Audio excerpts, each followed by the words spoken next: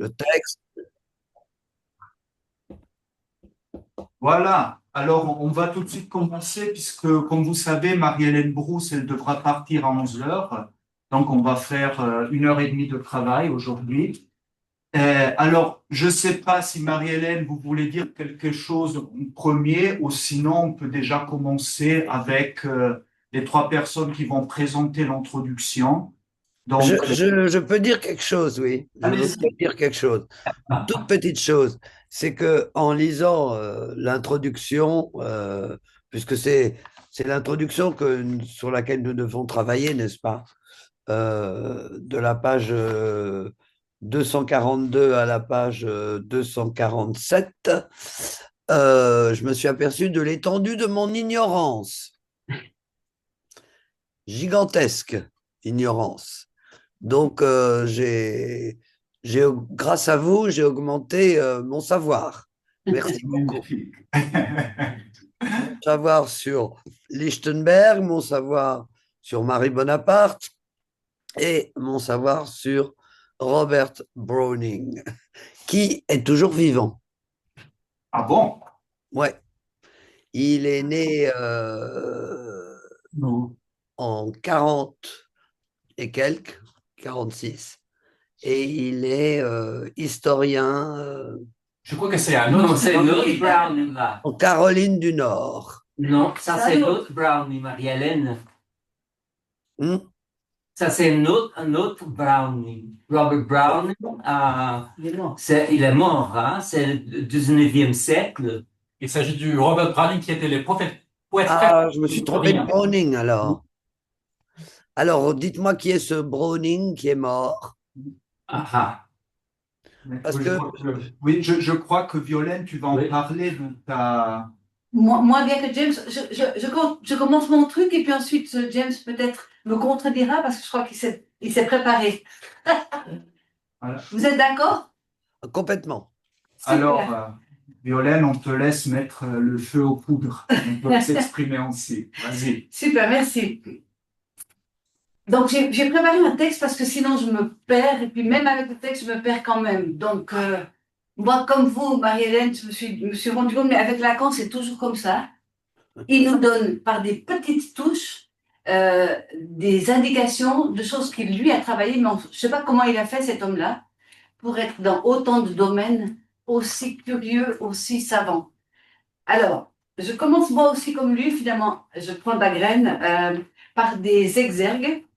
Il y a dans la troisième, Lacan nous dit, encore faut-il l'entendre, par exemple, comme le disque Our de Rome, parce que cette, cette, ce texte qu'on lit, Fonction et champ de la parole et du langage, s'appelle aussi disque Our de Rome. Et Lacan a pas mal ironisé, enfin, il s'est pas mal amusé sur le disque Our courant.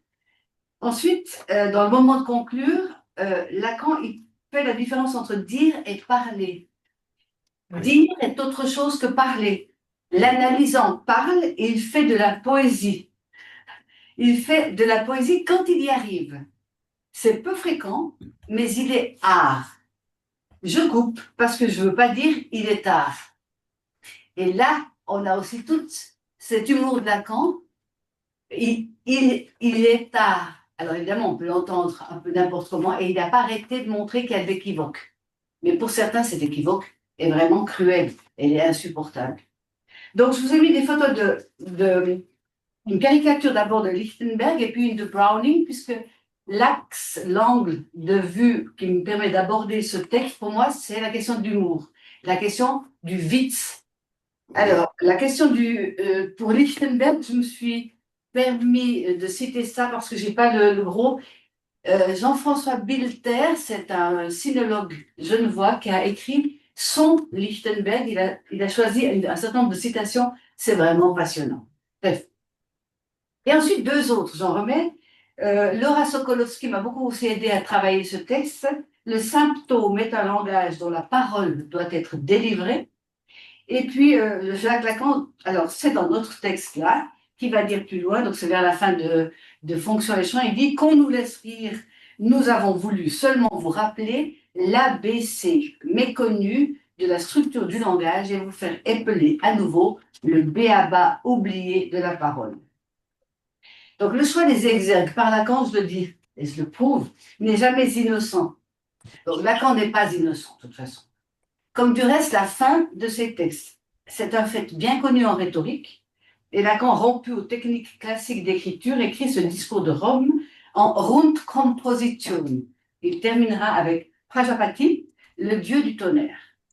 Pourquoi Lacan, élevé dans le latin et le grec, termine-t-il avec le sanskrit? Pour saisir ce vide, il faut lire Catherine Clément. On en parlera, donc je vous ai cité un texte dans la cause freudienne où Catherine Clément parle de Lacan indien. Catherine Clément, qu'on peut suivre aussi sur Facebook, si jamais. Elle est très intéressante, elle dessine des petites choses. Elle fait de l'aquarelle, c'est vraiment magnifique. Alors, on verra si à la fin de notre texte, quand on aura fini de le lire, Prajapati nous répondra soumission, don, grâce. Alors, pourquoi Lacan commence-t-il par Lichtenberg? Question subsidiaire, pourquoi Lacan cite-t-il Lichtenberg en français et pas en allemand? Je ne sais pas. Parce que Browning, il va le citer en anglais. Si mon angle de lecture est l'humour, je crois que les journées d'automne auxquelles j'ai participé, peut-être quelques-uns d'entre vous aussi, ont donné le ton. La psychanalyse transforme les tragédies humaines en comédie. C'est en fait ça, l'idée d'une psychanalyse. Et il me semble que le choix de Lichtenberg en donne le là. Comme le rappelle Laura Sokolowski, lorsque Freud récoltait des mots d'esprit, en prenant la peine d'écrire son livre sur le Witz, il procédait de la sorte. Il accueillait et recueillait les inventions signifiantes qui s'étaient déposées dans le lit de la langue. C'est beau, le lit de la langue. Lichtenberg a beaucoup influencé Freud. Freud l'aimait beaucoup. Et on connaît surtout de lui l'usage de la métaphore du couteau. Je ne sais pas si vous la connaissez, cette métaphore du couteau. C'est un couteau auquel on a changé le manche et la lame, puis il ne reste plus que la marque. Alors, on pourrait dire que quand la psychanalyse devient psychanalytique, c'est un peu comme le couteau de Lichtenberg. On appelle psychanalytique, mais il n'y a plus ni le couteau, ni le manche. Enfin, ni la lame, ni le manche. Donc, Et il est célèbre, Lichtenberg, il est célèbre aussi, d'après ce que j'ai lu, par ses aphorismes. Voilà, alors on les appelle des aphorismes, mais en fait, c'était une sorte de journal qu'il écrivait, et puis qui ensuite... Lui, il paraît qu'il disait, il parlait de son livre Brouillard. Oui, brouillard, exactement. Et le mot brouillard, pour nous, est quand même un mot qui résonne. Quand on pense brouillard, c'est plutôt dans notre champ l'idée de la psychose ordinaire. Mais bon, c'est pas du tout le cas, à mon avis, pour Lichtenberg. Mais ce que je trouve intéressant, c'est de rappeler quand même cette histoire du couteau dont il a parlé parce qu'il se moquait de Jung. Donc, si Freud a rappelé le couteau de Lichtenberg, c'est parce qu'il disait que Jung, il se servait du mot psychanalyse, mais en fait, il avait enlevé et la lame et le manche. Donc, c'était plus rien. Les couteaux des Janot. Les couteaux des Janot, la campagne de la fonction de psychanalyse en criminologie. Le couteau de quoi? Janot. Alors, ça, je connais pas. Non, j'ai tombé sur ça. J'avais bien sur alors, un couteau de Janot, mais là, oui. Je pense que Janot, ça veut dire un couteau de... Janot, une pièce indéfiniment échangeable. Oui, mais ça veut dire... Janot, c'est comme si on disait un couteau de n'importe qui. Non, je crois pas. Non, c'est un nom? On va regarder dans Wikipédia, mais je crois pas. C'est celle 47, c'est sur les tribes. C'est celle-là. J'irais bien sur celle-là. Ouais. Sur la question des pulsions, tribes, instinct. D'accord. Alors moi, ça, je ne connaissais pas le couteau de Janot.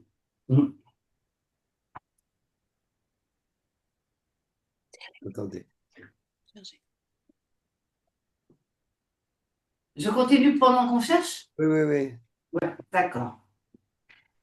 Donc, lorsque le nom devient un adjectif, il se vide de son sens premier. On connaît la chose aussi avec, par exemple, si on dit citoyen, alors un citoyen, c'est important, mais si on dit, par exemple, une convention citoyenne, c'est plus du tout la même chose. Lacan, dans ce texte, s'adresse aux psychanalystes qui n'osent pas se servir du tranchant de la découverte freudienne. Osons l'hypothèse que le Witz est le point commun entre Lichtenberg, Freud et Lacan.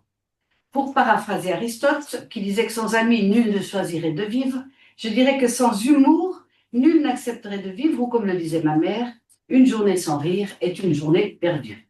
Après, faire de l'humour ou pour être dans l'humour, il faut quand même qu'on puisse avoir un minimum de lien social, ce qui n'est pas tout à fait vrai pour tout le monde. Lichtenberg, le petit professeur de Göttingen, 17e enfant de sa famille, était petit, laid. Je profite de vous remontrer, je ne sais pas si vous le voyez, cette caricature. Vraiment, il était bossu contrefait. En fait, il était tombé, puis il avait jamais été vraiment bien soigné. Il était savant et plein d'humour. N'était-il pas allé, à son propre dire, apprendre l'allemand à Londres? Donc, c'est en allant apprendre l'anglais qu'il s'était rendu compte qu'il avait à apprendre l'allemand. On doit apprendre sa langue. Pour apprendre une langue, il faut qu'il y en ait une deuxième. On ne peut pas parler une langue seule. Donc, on a entendu aux récentes journées de l'ECF, le comique dans la clinique, Jérôme Lecaux parlait de Karl Kraus, qui était méchant, misanthrope et évidemment profondément misogyne, lui aussi. L'humour était-il possible à Vienne ou à Göttingen sans misogynie? À question. Lichtenberg aimait les femmes. Donc on peut être misogyne et aimer les femmes. Il aimait les femmes, mais on pourrait dire rétrospectivement avec Lacan qu'il savait qu'il n'y a pas de rapport sexuel. Lui que j'ai connu, donc moi si j'ai rencontré Lichtenberg, c'est par cette citation que j'adore, qui m'a toujours vraiment beaucoup amusé. L'amour rend aveugle, le mariage rend la vue. En tout cas, il était admiré de ses concitoyens au point que Goethe a pu dire de lui, là où Lichtenberg raille, un problème se dissimule. Ça veut dire que ce n'était pas de la raillerie. Il n'a pas fait des plaisanteries, mais il a posé des problèmes sous une forme comique. Le mot. Ce qui me frappe aussi, si vous voulez, c'est que c'est un grand scientifique, Oui. un grand physicien, Ouais. et en même temps, un écrivain. Oui. Et un écrivain, effectivement, tu as raison, sur le versant du comique, par exemple, une parodie orthographique de la prononciation des moutons dans l'ancienne Grèce. C'est formidable. Mais il connaissait son grec et son latin aussi, hein, encore un. Oui, absolument. Et donc, ça permet de se décaler, de croire que le mot dit la chose. C'est là que je trouve aussi intéressant, cet usage d'une langue dite morte. Parce que Lacan, il disait que toutes les langues sont mortes. Et donc, comment faire pour que ce petit coup de pouce pour la rendre vivante, ça, c'est la question aussi de l'analyse. Donc, il était en tout cas très admiré de ses concitoyens, au point que Goethe puisse parler de son rapport à la problématisation des choses. Il était aussi philosophe, hein. Il était prof, enfin, c'était vraiment c'était un homme savant. Mais le mot problème m'intéresse aussi parce que le mot problème en grec, ça veut dire blême, ça veut dire jeter, et puis pro devant. Donc un problème, c'est comme un bouclier. On peut utiliser le mot pour dire bouclier en grec. Et puis, je suis très intéressée par la lecture du séminaire 12 qui est sorti il n'y a pas longtemps, Problèmes cruciaux. Donc, à cette question sur la nécessité de l'humour et ses liens avec l'inconscient, Lichtenberg déclare, au fond, sans humour, et l'humour, c'est la traduction de Witz, parce que l'humour, vous pouvez le traduire de plusieurs façons. Humour, ça vient du mot anglais humeur, enfin, le mot humeur viendra en anglais humour et nous revient. Et nous, pour nous, les romans, chez nous, on dit en général pour les romans, vous savez, quand on est à l'armée et puis qu'on fait une explication pour les alémaniques, il y a toujours à la fin le sergent qui dit pour les romans, c'est la même chose. Donc, pour nous, en français, le mot vite traduit l'humour. Dans mon canton, il n'y a pas une soirée qui se passe sans qu'on se raconte des blagues. On les connaît, mais on se les raconte encore. Donc, il y a quelque chose dans cette idée de rire ensemble. Rire ensemble, c'est aussi important que boire ensemble. Donc, sans humour, dit Lichtenberg, l'homme ne serait rien du tout. C'est quand même pas rien, ça. Et je comprends pas tout à fait, mais je trouve intéressant car les similitudes dans les circonstances sont tout ce qui mène à la connaissance scientifique. Nous ne pouvons ordonner et retenir que d'après les ressemblances. Les ressemblances ne sont pas dans les choses. Devant Dieu, il n'y a pas de ressemblance. D'où il suit que plus la raison est parfaite, plus l'humour diminue, à moins qu'il n'y ait dans l'âme, des dispositifs susceptibles d'être réglés comme certaines balances encore de l'humour, donc c'est de Lichtenberg lui-même, qu'on peut utiliser soit pour une pesée exacte, soit pour une pesée plus approximative.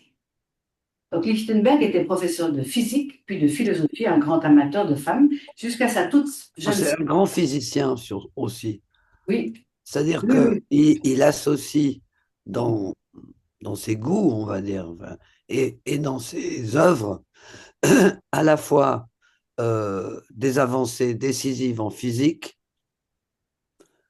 et d'autre part, eh bien, une écriture, moi ça m'a frappé quand même qu'il ait appelé ça brouillard, ces, Mhm.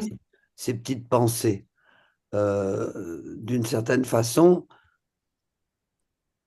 ça, l'inconscient, c'est un peu ça aussi. C'est un brouillard. Oui, parce que c'est comme si on n'arrivait pas à se retrouver, si on n'arrive pas à faire vraiment une construction. Mais c'est impossible dans la langue. C'est ça. Hein. C'est impossible. Et puis ça m'a amusé aussi que il ait fait des satires, et l'une sous le nom de Conrad Folorin. Je sais pas comment il a construit ça, je suis pas assez savante, euh, mais qu'il a intitulé De la prononciation des moutons dans l'ancienne Grèce. Je trouve ça formidable. D'abord, l'attention mise à la prononciation, donc à la langue en tant qu'on l'écoute, et d'autre part, au fait que si une chose est sûre, c'est que les moutons ne parlent pas. Mais il y a une chose qui est sûre aussi, Marie-Hélène, c'est que en grec ancien, quand on écrit bé, bé, et on a des textes dans lesquels des moutons disent bé, bé, si on le prononçait en grec moderne, parce qu'il y a quand même des crétins, et à Genève, il y a quelqu'un qui actuellement est en train de dire, il faut pas apprendre le grec ancien, il suffit d'aller un petit moment en Grèce, puis on peut l'apprendre. Ils n'ont pas l'idée de la différence des siècles. Eh bien, si on le prononce en grec moderne, on dira vivi. Pas tout à fait la même chose quand même. Donc, la prononciation des moutons, c'est quelque chose quand on enseigne le grec, qu'on utilise pour dire attention, on ne prononçait pas de la même manière aussi. Tout à fait. Ouais. Alors, bon, il a vécu donc avec sa jeune servante, euh, euh, qui avait 13 ans. Aujourd'hui, je pense qu'on le poursuivrait sous d'autres appellations. Hein. Connu en Allemagne, traduit récemment en français sous le titre de Le miroir de l'âme, il annonce la psychanalyse en disant le rêve est une vie. En, en quoi? Alors, il a dit le rêve est une vie. Hmm. Donc, pour lui, le rêve, c'est pas des trucs, c'est pas des trucs qui n'ont aucun sens. Les scientifiques, aujourd'hui, moi j'ai reçu une fois un jeune homme scientifique qui, à la première séance, me dit, mais enfin, le rêve, ça n'a pas de sens puisque on sait que c'est des microsecondes, que le rêve, il se produit en quelques microsecondes. Et comme si le fait que ce soit très rapide, ça voulait dire qu'il n'y avait pas de sens. Donc, Non, mais lui, c'est plutôt que aussi, c'est aussi qu'en psychanalyse, le rêve ne peut être autre chose qu'un récit de rêve. oui, C'est-à-dire que le rêve, bon, bah, je le fais quand je dors, ok, mais il ne devient vraiment un rêve qu'à partir du moment où j'en fais le récit, c'est-à-dire où je le mets en parole. Il n'y a pas d'accès direct au rêve sans la parole. mais ce que je trouve intéressant, c'est que par exemple, chez les Grecs, chez les Romains aussi, je crois, les rêves avant minuit n'étaient pas vrais, mais les rêves après minuit étaient vrais. Donc, il y a déjà toute une histoire avant. Mais vrai, là, qu'est-ce que ça veut dire? Ah ben justement, c'est pour moi la vraie question. Avec le congrès de la NLS Vrai, ça veut dire qui dira le prédit futur. l'avenir Voilà, c'est ça. ou qui interprète l'avenir. C'est ça le sens de vrai. Parce que sinon, si je raconte, d'abord, moi je crois que c'est très très important qu'on souligne que en psychanalyse, on ne parle du rêve que à partir du récit du rêve, pas de l'expérience ineffable du rêve. Et bon, plein de patients qui disent, c'est embêtant, je me souviens d'une partie de mon rêve, mais pas du début ou pas de la fin. Donc il est resté quelque chose, mais pas la totalité. Donc, en psychanalyse, un rêve, ça n'a d'intérêt que d'être mis en mots, en quelque sorte. Je me souviens pas justement s'il avait écrit un rêve, Lichtenberg, parce que là aussi, écrire un rêve. Moi, j'ai des patients qui viennent et puis qui ont dans leur téléphone le rêve, ou les rêves. Il y en a qui viennent avec toutes les semaines un rêve, comme si c'était une sorte de devoir. Ben, ça tient à Freud, parce que la science des rêves, Mhm. c'est quand même un titre fondamental.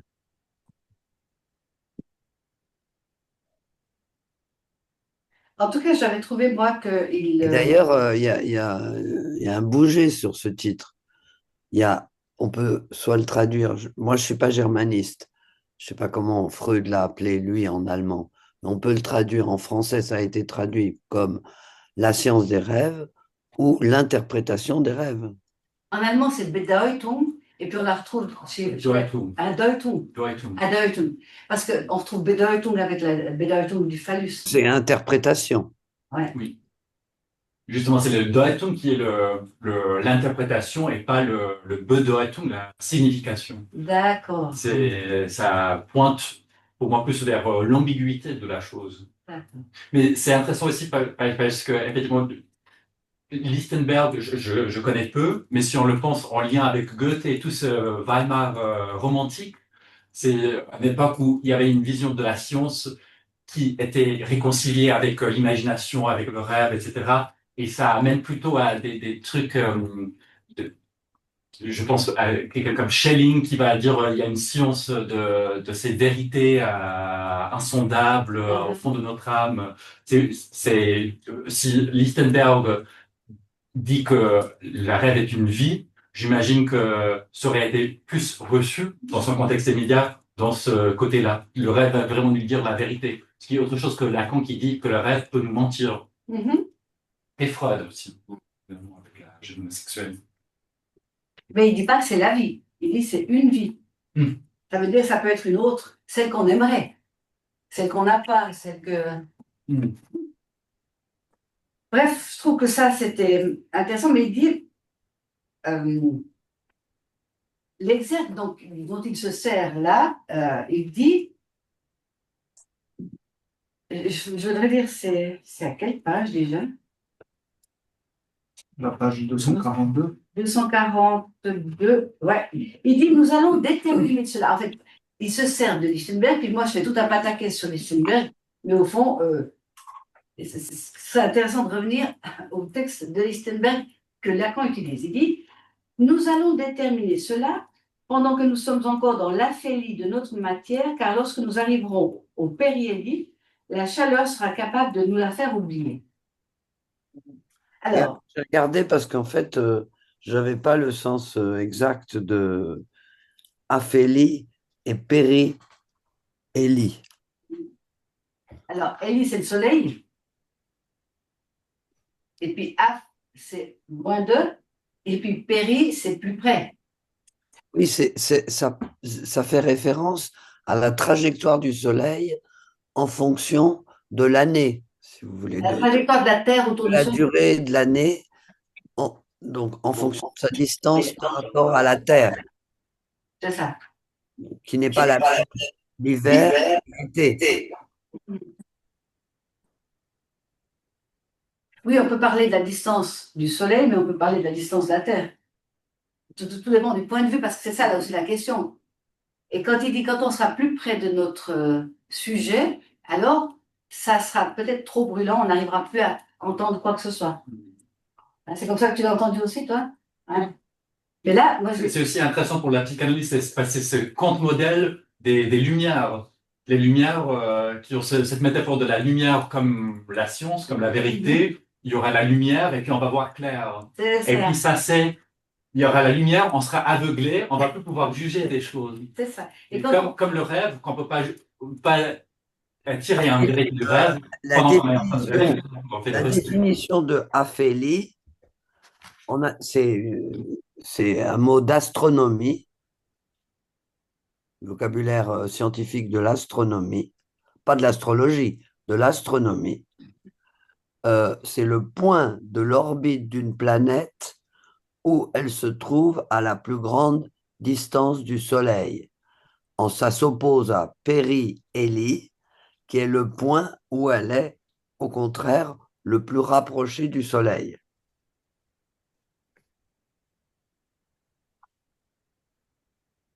Donc, c'est vrai que j'ai lu ça, cette métaphore, je l'ai lu ainsi, c'est l'introduction de notre thème. Donc, l'introduction de fonctionnation de la parole, on peut encore se souvenir de ce qu'on traite quand on en est assez loin, mais lorsqu'on y sera vraiment, on l'oubliera à cause de la chaleur. C'est ce que tu dis, James.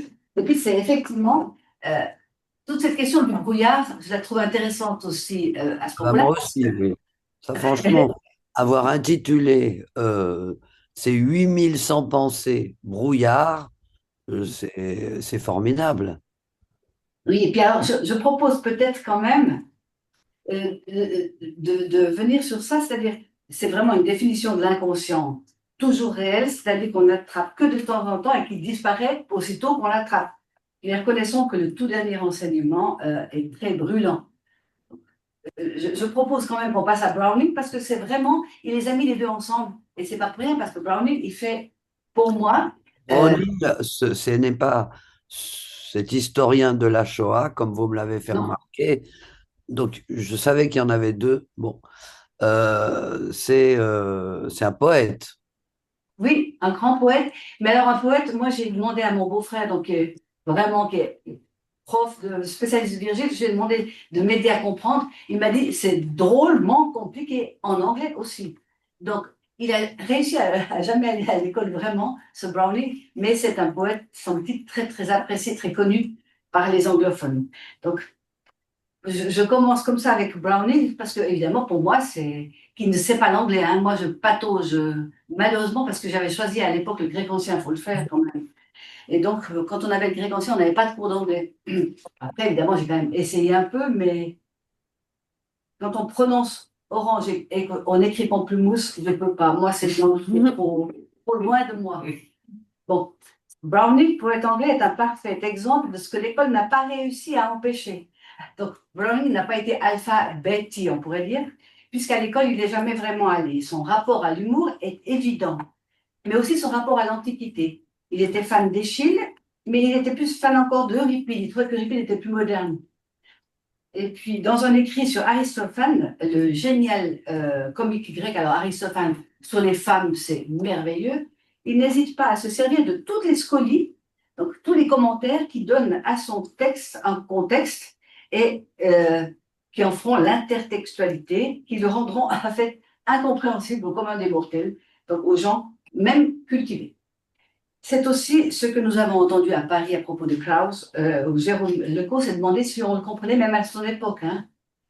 Browning écrit en 1887, à 75 ans, donc à 75 ans pour nous, l'œuvre majeure de ces dernières années.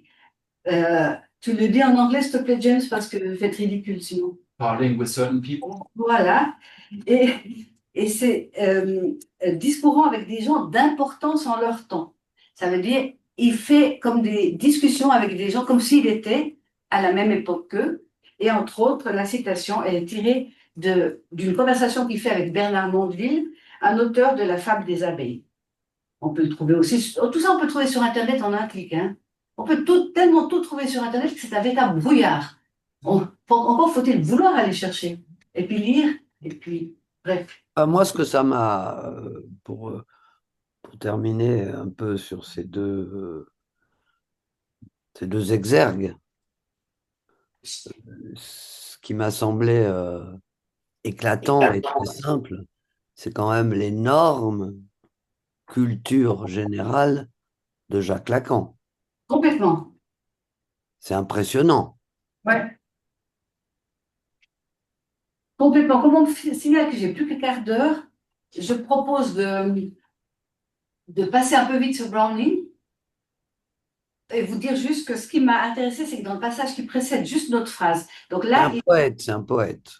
ouais, dans le passage qui précède notre phrase, donc lui, il dit Flèche, tu veux me le dire en anglais, James, s'il te plaît? Vas-y. Non, vas-y, s'il te plaît. Flesh composed of suns, how can such be? Exclaimed the simple ones. Voilà. Alors, the simple ones, c'est les pauvres crétins, les pauvres débiles, c'est nous tous, quoi. J'ai l'impression que là, Lacan, il nous parle à nous qui croyons pouvoir faire quelque chose avec la psychanalyse. Donc, Browning vient de parler de la constellation d'Orion.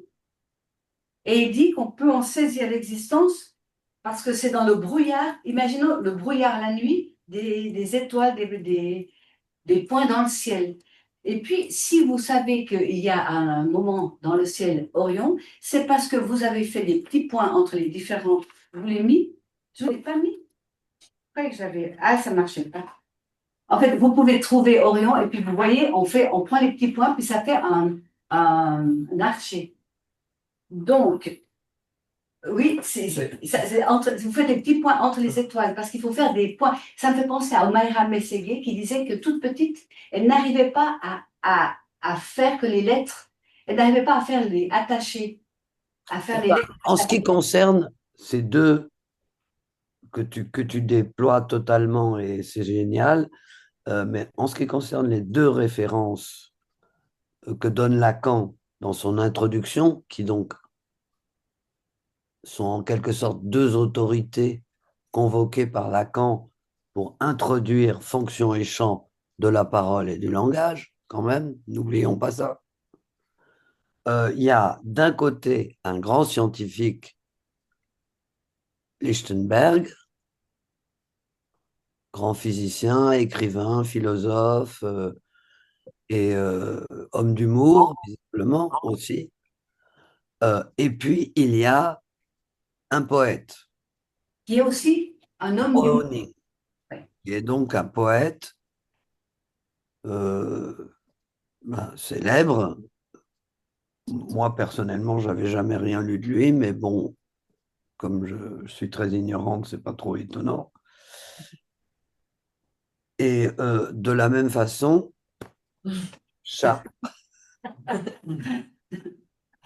de la même façon, au fond, on peut dire deux cultures totalement différentes. Oui, mais Brown était aussi un scientifique. On peut revenir après tout le temps. Il était très engagé dans l'histoire comment se dit ça? De recordement, non? Sound recording. Ah oui? Oui. Comment on dit ça en français? Non, Sound recording. Enregistrement.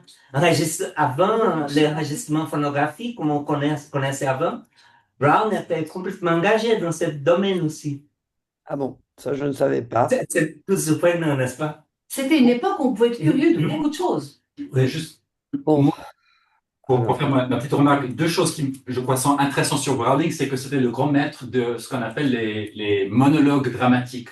C'est-à-dire, c'est des poèmes où il y a une personne qui parle et l'autre personne qui se tait, et la personne dit toujours un peu plus, un peu trop de ce qu'il aurait voulu dire. Et l'autre chose par rapport à cette citation précise, ma manière de comprendre, et je ne sais pas si vous êtes d'accord, c'est simplement il s'agit d'une métaphore, la chair composée de soleil, et ceux qui ne croient pas que la métaphore est vraie sont ceux qui sont bêtes. Et c'est tout le texte de Lacan de dire la métaphore a des effets. Et j'ai fait un peu le lien avec une citation qui vient plus tard où il va parler de symptômes qui s'inscrivent dans la chair du sujet. Et je crois que c'est ça la question du chair composé de soleil, la chair composée des métaphores, ça c'est le symptôme. C'est une citation qui expose le fait que le langage a des effets dans notre vie et qu'on est simple si on ne croit pas dans cette image un peu fantastique d'un corps composé de métaphores. C'est vrai, mais c'est vrai aussi que pour Mais c'est croire, pas un scientifique, hein, Robert Browning, c'est pas vrai. C'est purement un poète, hein. je pense que Browning avait à l'époque les gens qui avaient ce niveau-là, lui, il avait des enseignants privés. C'était des gens qui avaient une connaissance culturelle énorme dans beaucoup de Il n'est domaines. pas scientifique. Oui, mais il était engagé avec la science, c'est ça que je veux Non. dire. C'est pas la production scientifique, c'est la technologie plutôt, hein, on peut dire. L'application de la science. Parce que pour moi, si je reviens à Non, cette c'est un poète, voilà. si je reviens à cet exemple, c'est que quand même, vous voyez dans le ciel, mettons le petit enfant qui regarde dans le ciel. Je pense à A Beautiful Mind. Ça vous dit quelque chose, ce film? Un homme d'exception. Oui, Eh ben, oui. vous vous souvenez que quand il regarde avec sa femme, il regarde le monde, il regarde les étoiles, et lui, il croit qu'il y a quelque chose qui lui est transmis. Et ensuite, il croit que la CIA, il lit les journaux parce qu'il croit que la CIA transmet des messages. Non, mais d'accord, mais ça, c'est une psychose, point. Oui, mais le problème, c'est la question pour moi que Lacan pose. Ça veut dire, est-ce que celui qui croit que c'est Orion, qui est le débile? Celui qui croit que c'est Orion ou celui qui dit, moi, je pense que Mais appeler c'est pas intéressant, ça, ça. moi. Il n'y a personne de débile. Quand on met en exergue d'un texte, dans son introduction, qui est un rapport, parce que c'est un rapport, ce texte, un rapport d'une société de psychanalyse, qui va faire le point sur où on en est de la psychanalyse aujourd'hui, selon Jacques Lacan. Bon, rapporteur pour l'école dans laquelle il se situe à ce moment-là. OK. Eh bien, il met en exergue un homme du XVIIIe siècle, Lichtenberg, qui est à la fois un grand scientifique physicien et en même temps un poète, qui produit cette chose étonnante qu'il a appelée lui-même brouillard, 8100 pensées. Donc ça, finalement, ces 8100 pensées, elles me font, moi, penser à ce qu'on a dans la tête, dans la quotidienneté, avec la tentative de l'écrire, de le faire passer à l'écriture. Parce que c'est quand même un écrivain aussi. Il passe, au fond, le point commun entre la physique, où il a inventé, par exemple, le paratonnerre, paraît-il, il a inventé le paratonnerre. Bon, entre la physique qui invente une certaine mesure du réel et le brouillard qu'il écrit, le point commun, c'est l'écriture. C'est vrai. Il écrit, il fait passer à l'écriture. Or, qu'est-ce que c'est qu'une psychanalyse? C'est vraiment pas une expérience d'écriture. Mais qu'est-ce que Lacan est en train d'écrire? Un rapport.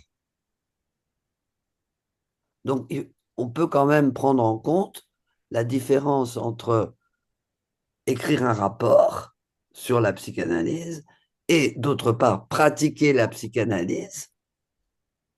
Et pratiquer la psychanalyse, c'est justement entrer du côté de l'énonciation. C'est ça. Et comme je n'ai plus que 5 minutes, si vous êtes d'accord, je vais terminer avec le fait que, pour Oui, moi, oui, c'est très frappant qu'il y ait ces deux phrases en exergue, que ce soit deux personnages si particuliers, si étonnants, et puis que Lacan, en fait, ensuite, dit aux psychanalystes, oui, et puis tu vois, c'est important ce que tu dis parce que c'est d'un côté un scientifique et de l'autre un poète.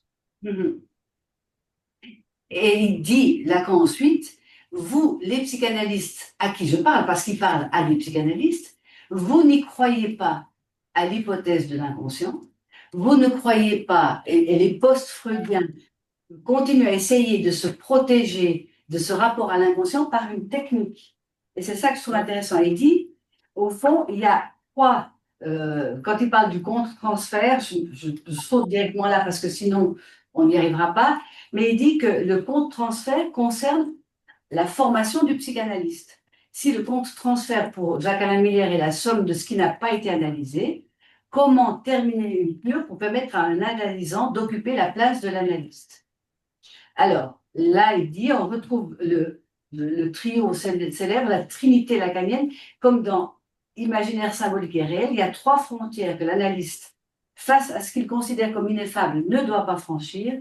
Il ne doit en aucun cas abandonner le fondement de la parole, surtout pas dans ces trois domaines, au sens de champ. Je prends le domaine au sens de champ. Alors, la pédagogie maternelle, et là, il fait des allusions assez claires à ce que les femmes dans la psychanalyse ne font pas ou font mal pour lui, l'aide samaritaine et la maîtrise dialectique. Et il dit, il s'agit de ne pas abandonner le langage à créer au bénéfice de langage déjà institué. Donc, il a l'idée que, et déjà là, hein, que c'est toujours quelque chose à créer et dont il connaît mal les compensations qu'il offre à l'ignorance. Comme l'indique Laura Sokolowski, le symptôme. Donc, si on s'intéresse à la psychanalyse, le symptôme est un langage dont la parole doit être délivrée. Donc, c'est du langage du symptôme que la psychanalyse nous enseigne.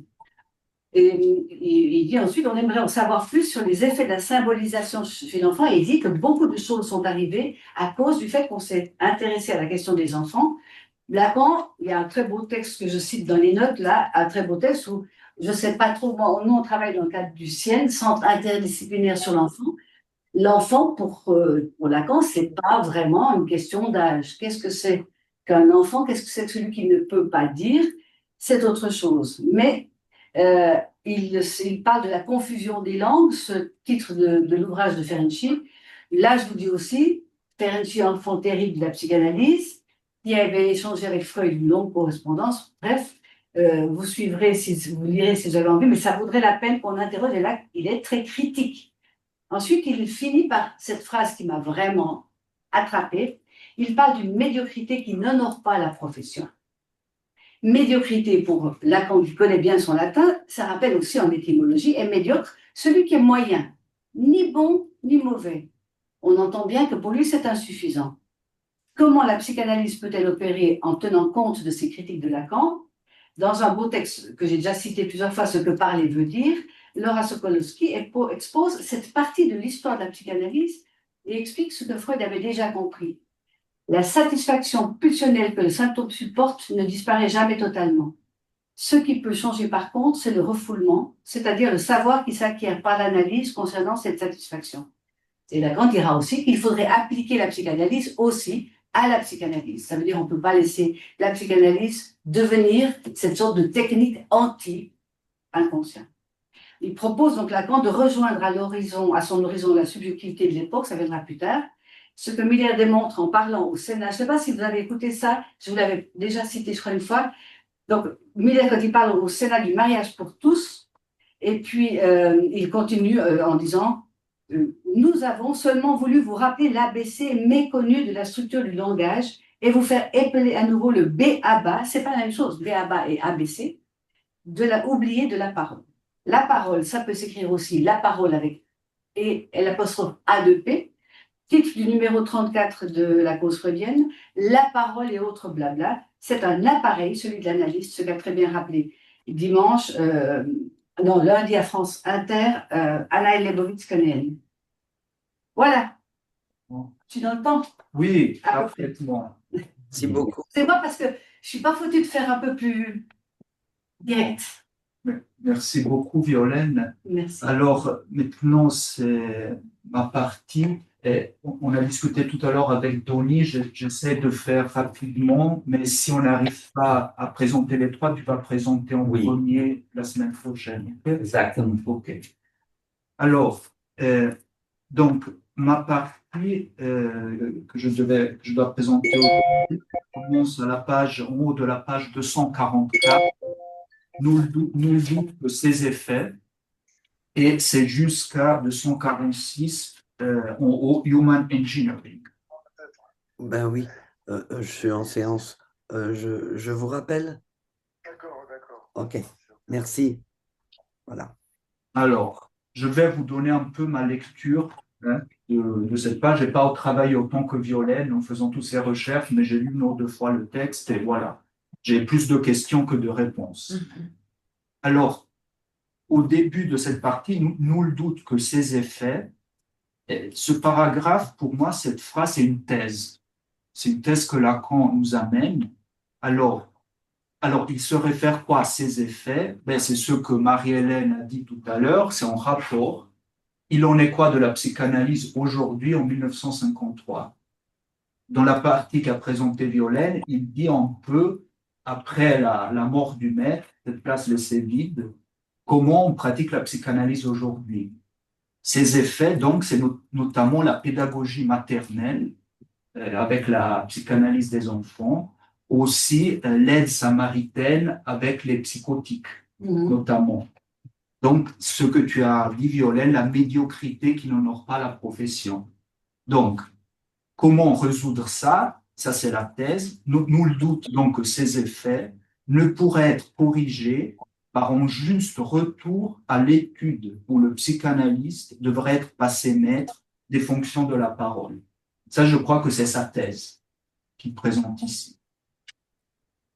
Il dit en effet, et ça c'est tout l'enjeu de... C'est important, oui, ce que vous dites, parce que euh, c'est un binaire, si vous voulez, quand même. Hein. Fonction, parole, champ du langage.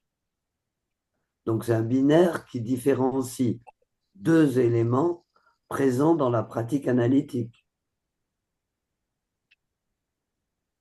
Oui, D'ailleurs, je me disais, je ne sais pas ce que vous en pensez, vous, mais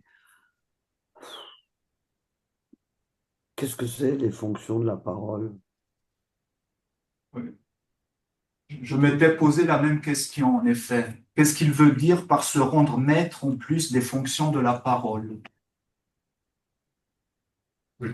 Oui, Ma première idée serait que c'est des termes aussi saussuriens, comme le oui. signifiant allait signifier.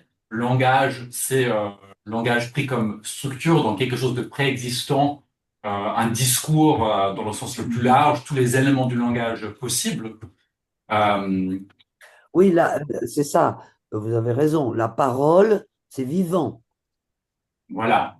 C'est vivant et ça s'efface, ça s'envole d'une certaine façon. Tandis que le champ du langage, ça, c'est quelque chose de constant. Oui, c'est l'idée qu'il y a de cette synchronie toujours du langage avec Voilà. la diachronie de la parole. Dans la parole, on est toujours dans un moment d'une phrase ou d'un autre. Mais c'est seulement quand on a le bout entier qu'on peut construire le langage et dire ce que c'est.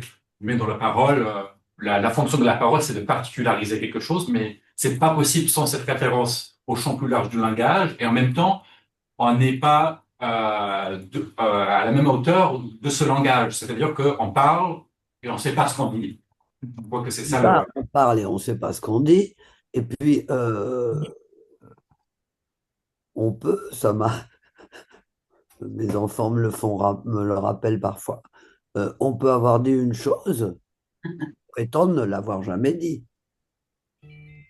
Moi, j'ai dit ça? Absolument pas. Et comme c'est de la parole, il n'y a pas de preuve, évidemment.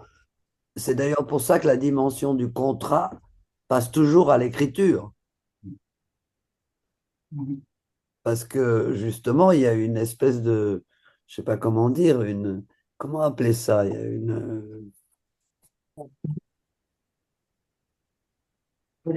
j'arrive pas à trouver le mot. Euh,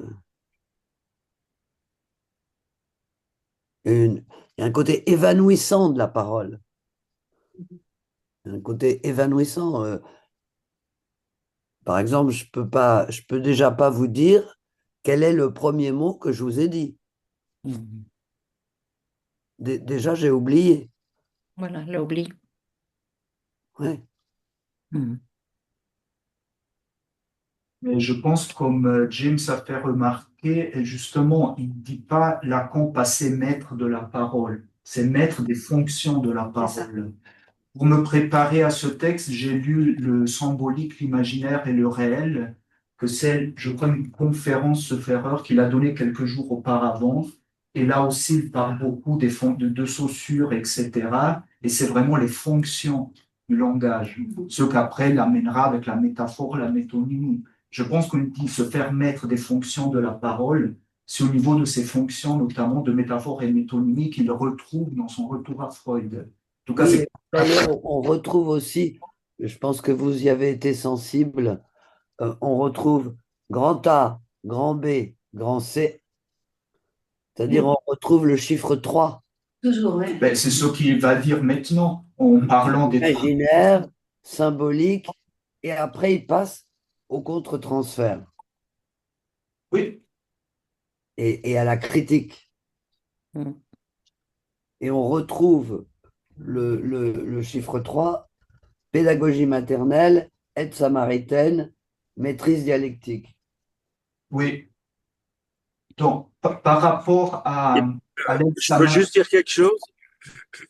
J'aimerais juste souligner aussi que fonction, ça nous renvoie au fait que, comment dire, les mots, la parole n'a pas en soi un sens. C'est parce qu'on l'articule, parce qu'on le combine, que ça devient, que ça prend des fonctions différentes. Et ça me paraît vraiment important. De fonction de la parole souligne aussi la pluralité qui est possible avec l'usage de la parole. Alors que le chant, et comme le disait Marie-Hélène, je crois, c'est quelque chose de fixe. Mais c'est vraiment que quand on écoute les patients nous parler, ben, ils nous donnent des mots. Il ne s'agit pas de prendre les mots trop à la lettre parce qu'il n'y aurait plus de fonction. On serait figé dans une seule lecture. Moi, ça m'encourage en tout cas à pluraliser les lectures de la parole. Voilà, je m'arrête là. Ça va être la fin de son enseignement avec l'importance de l'équivoque. Mais ça s'annonce là déjà, à mon avis, avec précisément toute cette idée de... On entend déjà littérature, on entend déjà ce ravinement des traces sur le sol, sur le champ, quand il rentre du Japon. Oui. Peut-être, si je peux donner aussi un petit contexte par rapport à un peu la discussion de l'époque, c'est que jusqu'en 1939-40, avant la mort de Freud, il n'y avait pas beaucoup de communication faite par rapport au traitement des psychoses. Après 1940, dans les années 40, il y a eu, bon, ok, Lacan l'a dit que c'est pas parce que le maître est mort qu'il y a eu, mais néanmoins, depuis la mort de Freud, il y a commencé à y avoir une certaine publication des traitements avec les psychotiques.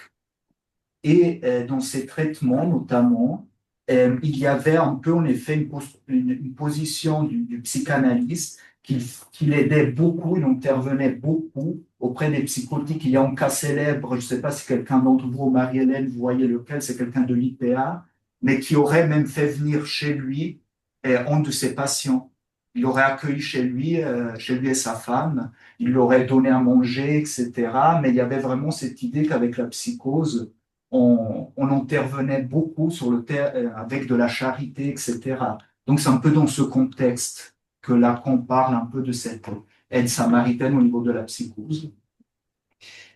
Dans le texte, donc, il critique ses positions en disant que Freud, il est quand même resté prudent, puisque, voilà, il donne l'exemple du petit Hans, c'était par le biais de son père, le président Schroeder, c'est par ses écrits, etc. Donc, il est resté assez prudent par rapport au traitement de la psychose. Entre parenthèses, Lacan aussi, il est assez resté prudent, il a toujours dit on ne recule pas devant le psychotique, mais dans son enseignement, il n'a pas énormément développé le traitement des psychoses. Les questions préliminaires, oui, mais il est resté quand même aussi prudent, Lacan. Voilà, il critique aussi de l'état actuel de la psychanalyse en 1953, la question de la technique et aussi la question de comment transmettre la technique. Là, c'est en bas de la page 244. Alors, il dit que c'est une technique qui est assez triste, ennuyeuse, et que si surtout on commence à questionner, à amener des critiques à cette technique, ça l'affole. Donc, et il fait le lien avec notamment la névrose obsessionnelle et la religion, où en effet, dans les années 40, même après 50, dans l'UPA, des fois, quand il parlait de certains types de traitements avec les patients, il y avait des choses comme quoi l'analyste devait, excusez-moi, ça me dérange un peu cette machine. Bon. Comme quoi l'analyste, par exemple, devait toujours être habillé pareil. Il y avait un peu quand même des choses comme ça, que c'était vraiment très rigide, donc une technique très rigide, presque propre à un rite religieux. Ça laisse quand même la question ouverte, même pour nous aujourd'hui, comment transmettre la technique. C'est pas non plus quand même une question toute simple. Bon. Et Lacan dit aussi que peut-être un autre problème, c'est qu'on ne travaille pas assez l'origine des termes. C'est-à-dire, finalement, on emploie le mot conscient, on le lit avec d'autres termes et tout. C'est aussi important d'arriver à saisir un peu l'origine de ces termes pour revoir plus clair. Bon, ça, cette première page, c'est plutôt une critique de ce qui ne va pas dans la psychanalyse aujourd'hui en 53 selon Lacan. Et après, à la toute fin de la page 244, là, on change. On change maintenant de dimension. Il y a une chose qui arrive. Alors, il dit, on devrait peut-être monter aux causes. C'est-à-dire, qu'est-ce qui fait qu'on en est là aujourd'hui pour Lacan? Comment ça se fait qu'on en est là dans la pratique analytique? Et là, je trouve extrêmement intéressant ce qu'il dit à la fin de la page 244. Il dit, pour trouver les causes, remonter aux causes, il est légitime d'appliquer la méthode psychanalytique à la collectivité qui le supporte. Donc, Lacan, là, il se fait analyste de la collectivité. Dans un certain sens, il se fait analyste de l'AE avant l'heure. C'est ça. C'est-à-dire, il se fait analyste de ce qui se passe parmi les psychanalystes. Et je trouve formidable ce qu'il dit par la suite. Il dit, alors là, c'est la dernière phrase, page 244. Parler en effet de la perte du sens de l'action analytique, aussi le sens de ce qui amène l'œuvre de Freud, est aussi vrai et aussi vain que d'expliquer le symptôme, donc en patient en analyse, par son sens, tant que ce sens n'est pas reconnu par l'analysant. Mais l'on sait qu'en l'absence de cette reconnaissance, donc si ce sens du symptôme n'est pas reconnu, l'action de l'analyste, qui vient dire quelque chose à l'analysant ou à la communauté analytique, ne peut être ressentie que comme agressive au niveau où elle se place. Alors là, il me semble que de ma lecture, mais c'est que Lacan est en train de dire, oui, je peux venir dire quelque chose par rapport à ce qu'il en est aujourd'hui de la communauté analytique, mais c'est pas sans recevoir en retour des attaques, de l'agressivité, je pense. Quand je viens pointer que voilà, le sens a été perdu, etc., puisque c'est pas encore reconnu par la collectivité analytique, il y a eu cette perte du sens. Et pour finir ce paragraphe, là, une autre chose que j'ai trouvé formidable qu'il dit, mais je ne suis pas sûr d'avoir bien saisi cette phrase, il dit que en l'absence des résistances sociales où le groupe analytique trouvait à se rassurer. Alors, je ne suis pas sûr, mais je pense que ce qu'il est en train de dire, c'est que peut-être en 1953, la psychanalyse au niveau social, elle était déjà bien accueillie, surtout en Amérique où l'ego psychology, etc., était assez bien accueillie. Donc, si avant, peut-être au début, quand Freud a amené la Traumdeutung, etc., il y avait une certaine résistance sociale, en 1953, c'est plus le cas. Donc, mais ce qu'il dit, c'est quand même intéressant. Il dit trouver à se rassurer, c'est presque paradoxal. Alors moi, comme je lis ça, c'est que je me dis que jusqu'à ce que, disons, les résistances ou les critiques viennent de l'extérieur, on peut dire, voilà, la psychanalyse n'est pas comprise, n'est pas acceptée au niveau sociétal, il faut se battre, etc. Ça peut aussi donner une certaine force au niveau du groupe analytique. On s'unit, etc. Du reste, entre parenthèses, aujourd'hui, c'est plus le cas. Hein. Aujourd'hui, la psychanalyse au niveau social, etc., elle n'est plus tellement acceptée comme on a vu ces dernières semaines. Mais en même temps, au niveau du groupe analytique, ça peut rassembler entre nous jusqu'à ce que si c'est le social, l'extérieur, qui, voilà, ne le comprend pas. Et là, alors, je ne suis pas sûr d'avoir compris cette dernière phrase. La toute dernière. Alors, les limites de sa tolérance à sa propre activité, donc de la collectivité analytique, mais ont reçu, hein, Page combien? de 145 en haut, Ouais. premier paragraphe. Les limites de sa tolérance à sa propre activité, donc des psychanalystes, maintenant reçues, sinon admises, donc par le social, ne dépendent plus que du taux numérique où se mesure sa présence à l'échelle sociale. Là, je ne suis pas sûr d'avoir compris, mais je me demandais si ce taux numérique, ça se réfère pas aux analystes eux-mêmes, que ça dépend que du groupe analytique lui-même, mais je ne suis pas sûr. Je ne sais pas vous comment vous avez compris cette phrase. Du taux numérique où se mesure sa présence à l'échelle sociale. C'est que s'il y a beaucoup d'analystes, s'il y a beaucoup de gens qui viennent en analyse, ça va produire beaucoup d'analystes. Et donc, plus le groupe analytique est large, plus que ce serait un succès social pour l'analyse. C'est ça le raisonnement, tel que je pense que tu dis. Donc, ils regarderaient le nombre. Plus le nombre est grand, plus ils vont dire qu'on a du succès, notre action fonctionne. Oui. C'est dans ce Mais ça sens-là. ne veut pas dire que ça va mieux. Non, non, mais ça serait... Pour eux, pas pour Lacan. C'est ça. C'est ça. Pour la plupart des gens, ça irait mieux, mais Lacan, il dit non. Il dit, si le seul problème qu'ont les psychanalystes, c'est de s'arranger pour que des gens viennent leur parler, alors la psychanalyse est morte.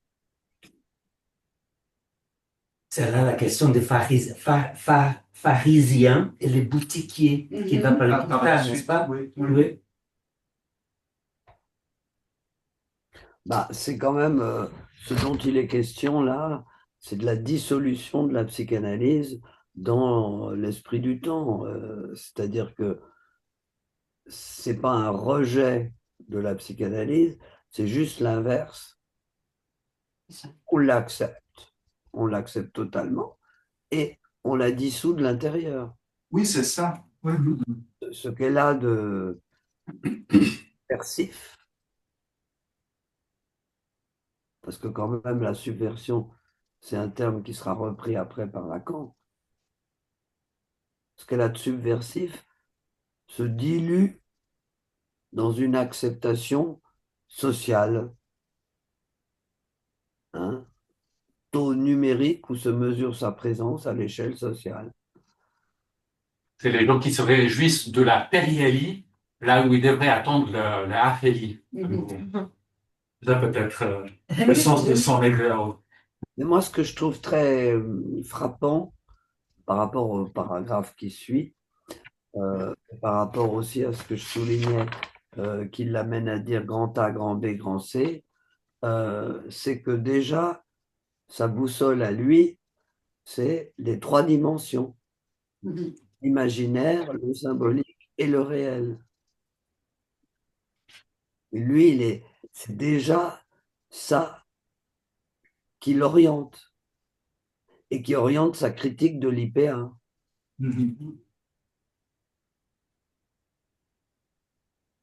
Qui ont laissé tomber, si je puis dire, je ne sais pas comment dire ça, mais le réel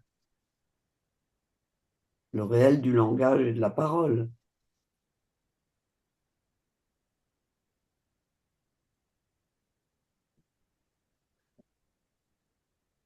Du reste, il va donc reprendre ces trois registres pour analyser un peu. Donc, on est à la page 245, le groupe américain.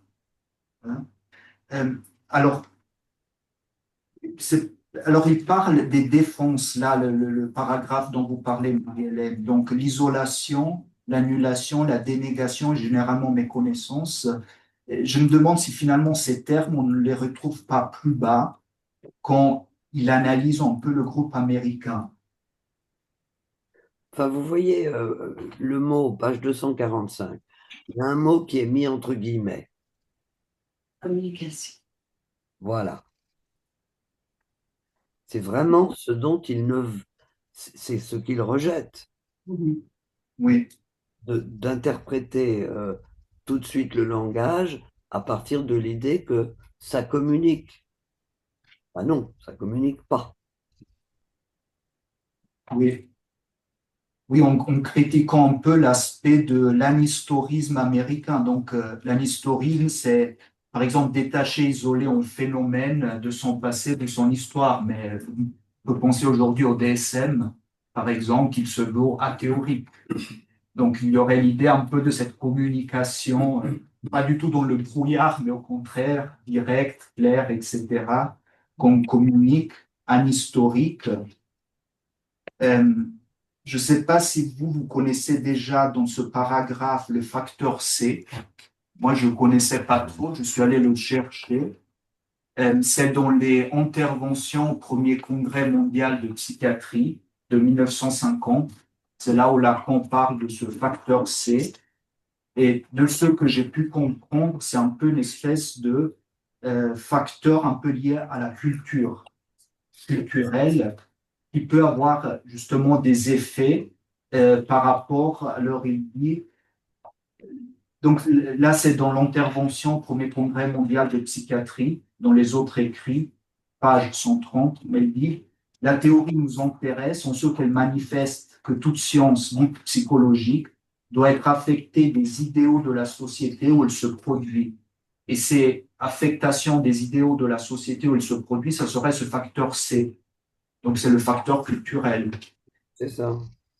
Et, et donc, il dit que quand même, la psychanalyse développée, la théorie analytique, la doctrine analytique développée en sol américain est quand même affectée par la communication américaine et aussi, je ne sais pas si vous connaissez, vous, Marielle, oui, parce que je crois que ça a été publié dans une revue de l'école de la post-freudienne, une épistémologue, philosophe, Céline Lafontaine, qui a écrit sur l'ère du cybernétique et où elle parle justement du surgissement de la cybernétique en Amérique, justement dans les années 40, etc. Donc là, c'était vraiment le foisonnement de l'idée du feedback, du behaviorisme, etc. Et Lacan dit que voilà, c'était, comment dire, c'était dans la culture de l'époque, dans l'Amérique, le behaviorisme, etc. Et la psychanalyse a été affectée par tout ça. Oui, alors le facteur C, c'est le facteur culturel. Et pour moi, ça a beaucoup d'importance, les guillemets que Lacan met à communication, parce que finalement, la parole et le langage sont résorbés dans le terme de communication, lui-même lié à la psychologie et non pas à la psychanalyse d'inspiration freudienne. Le terme mis entre guillemets, si vous voulez, communication, c'est le langage c'est le langage qui a prévalu aux États-Unis. Oui, comme la page 246, quand il parle de talking shop, de parler métier, dans la séquence, il va exactement parler de incommunicabilité des motifs. S'il y a, Vous avez aussi, page 246, oui, Lacan, qui lui est absolument ancré dans le terme, aussi bien dans sa matérialité que dans sa signification. Vous avez la phrase, page 246, l'attachement indéfectiblement réaffirmé du même bord pour la technique traditionnelle après bilan des épreuves faites aux frontières plus haut énumérées ne va pas sans équivoque. Elle se mesure à la substitution du terme de classique à celui d'orthodoxe. Qu'est-ce que ça veut dire d'avoir changé classique par orthodoxe? Le classique, c'est ce qu'on apprend dans les classes. Et Le c'est pour ça qu'après, il aura besoin de revenir à l'hérésie. Le classique, voilà, c'est pour toi, c'est le grec. Voilà. Classique, c'est du côté du savoir. Mhm. Orthodoxe, c'est quoi? La droite ligne. C'est une doxa qui s'impose comme dominante. Mhm. C'est c'est plutôt religieux, orthodoxe. Lacan est plutôt catholique. Ben ça, catholique, il l'est, ça se voit à cause des trois. Oui. Enfin, il n'est pas catholique, il est profondément incroyant, mais fondamentalement, il a attrapé dans le christianisme, d'ailleurs, la, les trois, C'est sa culture, on pourrait dire. la trilogie, si vous voulez. Ouais. Chez Lacan, les choses vont pas par deux, elles vont par trois. Par exemple, transfert et contre-transfert, vous sentez bien que ça va par deux. Mhm. Mais forcément, ça s'oppose. Donc, en fait, c'est la même chose.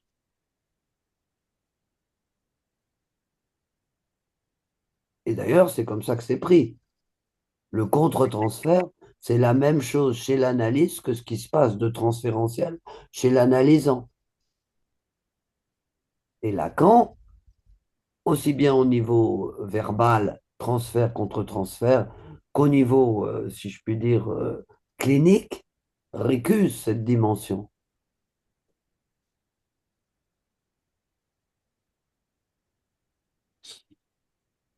Parce que quand même, toute l'IPA est construite au niveau du contre-transfert. Ça organise l'action de l'analyste. Il se fie à ce que provoque en lui comme sujet, et non pas comme objet, comme sujet, la conséquence que ça a en lui, ce que dit l'analysant, pour faire son, son interprétation. C'est un peu comme dans la conversation, deux personnes, je ne sais pas, deux copines ou deux copains qui disent: Ah bah c'est tout à fait comme moi, hein. Ah bah oui, c'est tout à fait comme moi. Ah bah non, moi je ne vois pas du tout les choses comme ça. Bon, vous voyez, c'est la dominante, cette dimension imaginaire, c'est quand même la dominante de nos rapports aux petits autres. Et c'est duel. Ah non, non. Alors que introduire du 3, bah, c'est évidemment complètement changer la perspective, à mon avis, hein. Mhm. Et vous voyez en italique classique et orthodoxe, vous voyez que la dérive du classicisme, qui en soi, bon ben voilà, Freud, les textes de Freud sont des classiques de la psychanalyse. Voilà, il n'y a pas de mal à ça. Mais si on le transforme par orthodoxe, ça veut dire que tout ce qui n'est pas reçu par la psychanalyse de l'IPA, eh ben, c'est inorthodoxe. Et que Lacan, il n'est pas orthodoxe. Ah, ça, c'est sûr. Mais il est classique. C'est-à-dire, il revient aux grands classiques de Freud. Pendant 10 ans, il va relire les classiques de Freud. Et d'ailleurs, il y a un séminaire, je regardais ça parce que moi j'ai un problème avec les dates. Bon, bah, il y a un séminaire qu'il a appelé la relation d'objet. C'est-à-dire qu'il a pris ce que déployait la psychanalyse de l'IPA, l'importance de l'objet, la relation d'objet, les objets, gna gna gna. Et il leur applique le traitement freudien. C'est-à-dire, il va le relire chez Freud, ce que c'est que l'objet.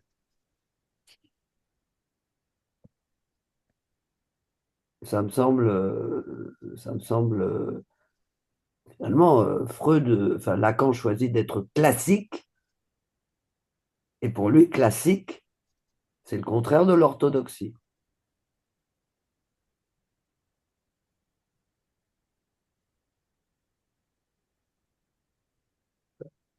Parce que dans classique, il y a de la discipline, presque une référence à la science, tandis que dans l'orthodoxie, c'est une référence aux opinions. C'est les doxas. J'ose un petit commentaire sur classique, sur Il l'étymologie. appellera c'est ce qui va donner par la suite la notion de discours. Discours du maître, par exemple. Et effectivement, l'IPA, c'est le discours du maître à cette époque-là.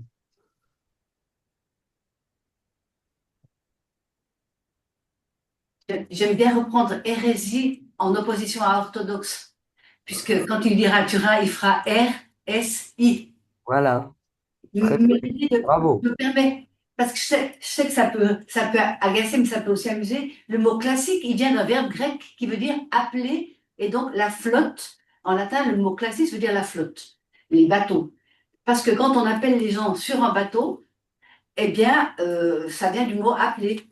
Et donc, ceux qui sont appelés pour être dans la même flotte, dans la même classe, donc il y a quelque chose dans le classique aussi du groupe. Je trouve intéressant. Donc, ils sont dans cette classe et pas dans celle d'à côté. Oui, oui.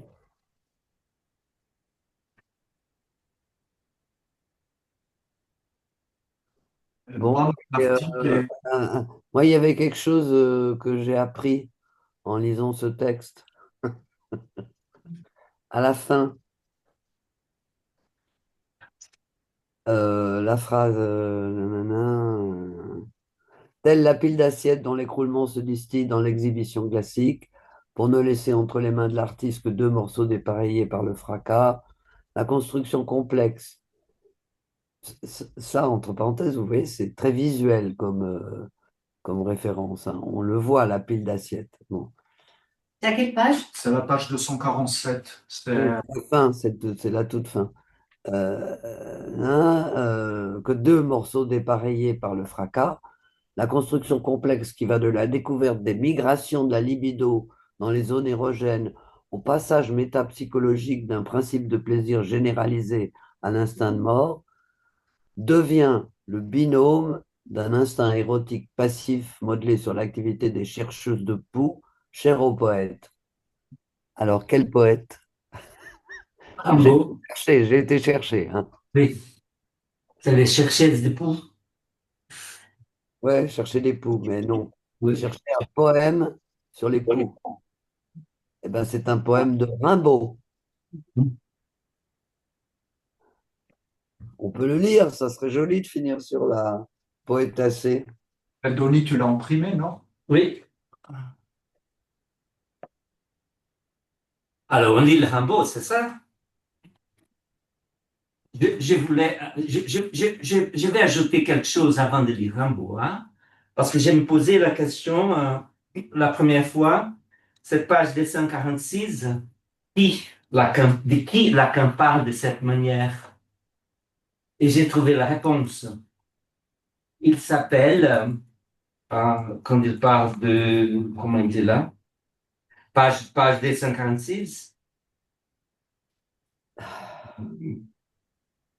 Il ne saurait l'être puisqu'il aborde par l'ouvrage de Marie Bonaparte et qu'il cite sans cesse comme un équivalent du texte freudien. Alors, il s'appelle Benassi, Michel Benassi. C'est un professeur de psychologie pathologique. Et là, c'est exactement les moments qu'il a quand écrit ce texte.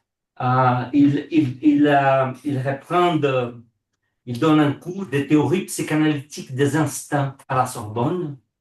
Cela est publié dans les bulletins de psychologie. Alors, c'est ça. C'est lui plutôt. Bien sûr, mais la question là, à la base, c'est la question de traduction. C'est cette loss in translation que Lacan va faire une référence intéressante qu'on peut revenir à la page 140, 131. Tu peux résumer ce que tu veux dire. Oui, Je suis un peu 131 perdu. de Marie Bonaparte, Oui, parce qu'il va dire sa critique de Marie Bonaparte, qui c'est exactement la question de sa traduction à instinct au lieu de pulsion. oui, oui, tout à Qu'elle fait. a dans les textes de Lacan, il a toujours dans cette part-là, c'est vrai qu'à la fin, par exemple, il n'a Elle a pas écrit beaucoup. Introduction à la théorie des instincts en 1934.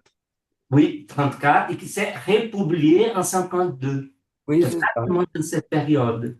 Et ça a Lacan été a repris critiqué cela clairement, de l'importance du symbolique dans la fonction de la psychanalyse en criminologie, à la page 131. C'est la seule autre fois qu'on va rencontrer Marie Bonaparte dans les écrits. C'est Mm. cette critique des communs. Euh, Ces conduites deviennent pourtant tout à fait claires à la lumière de l'interprétation édipienne.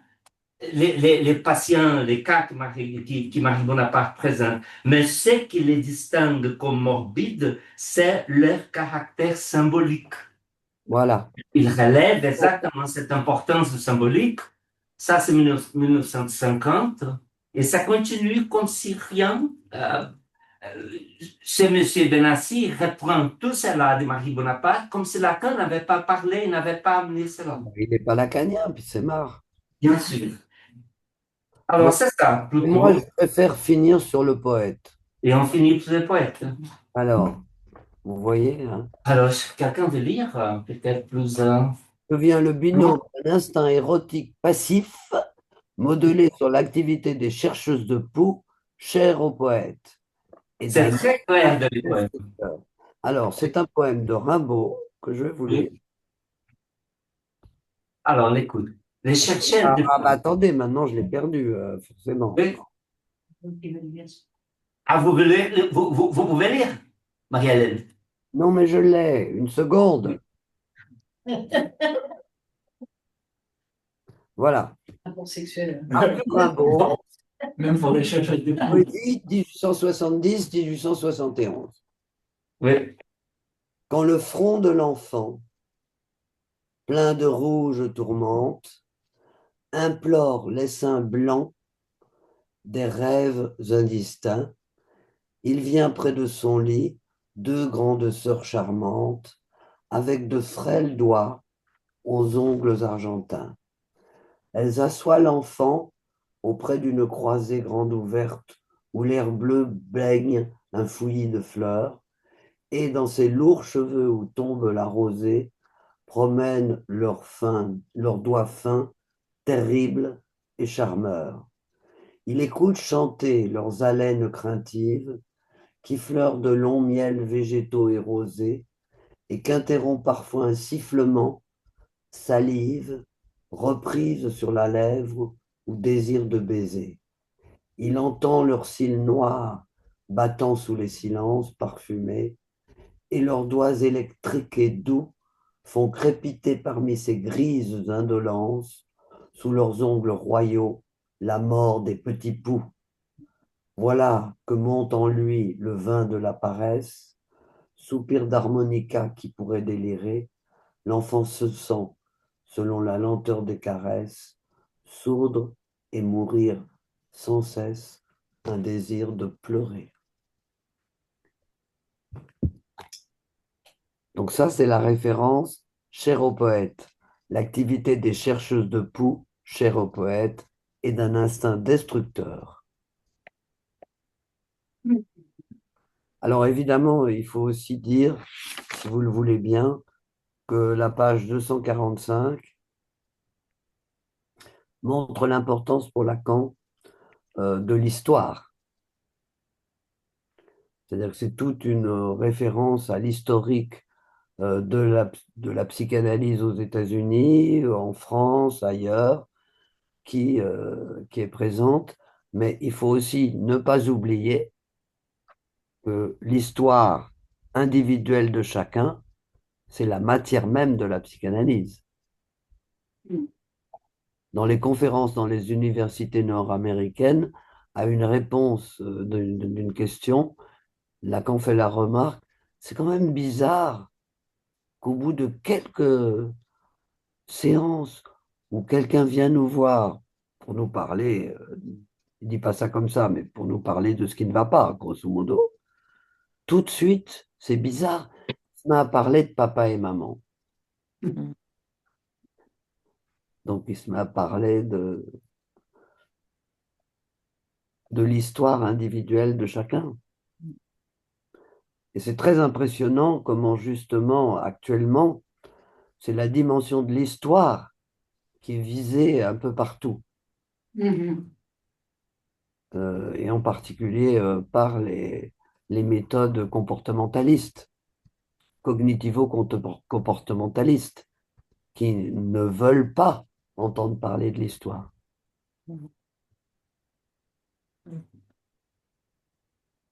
J'ai les souvenirs d'une présentation de malade il y a très longtemps, d'une jeune femme qui parlait justement, elle avait été voir un comportementaliste parce qu'elle trouvait que la psychanalyse ne l'aidait pas. Là, elle a été hospitalisée, donc c'était une psychose, hein, pas de souci. Et on lui avait demandé, ben, et cette thérapie que vous avez faite, comment s'est-elle achevée? Ça s'est bien passé? Et là, elle nous regarde et nous dit, oh oui, j'ai ouvert la fenêtre du cabinet et je suis sauté par la fenêtre. J'avais oublié ça. Jamais. Voilà. Elle volait, quoi. Bon, du coup, si j'avais un conseil à donner à un psychologue comportementaliste, ça serait de bien fermer les fenêtres.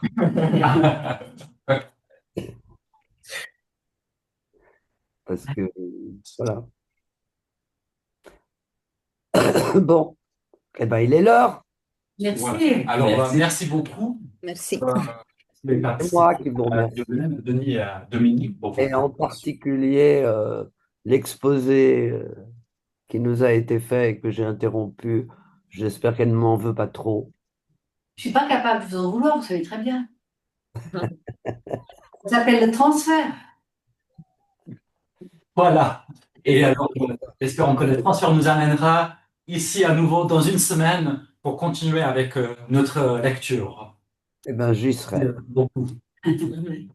Merci beaucoup. Merci à tout le monde et à samedi prochain. J'y serai et j'essaierai d'être un peu moins bavard. Ah ben non, c'est comme ça qu'on vous Allez, aime. ciao, ciao. Au revoir. Au revoir. Au revoir, bonne journée. Euh,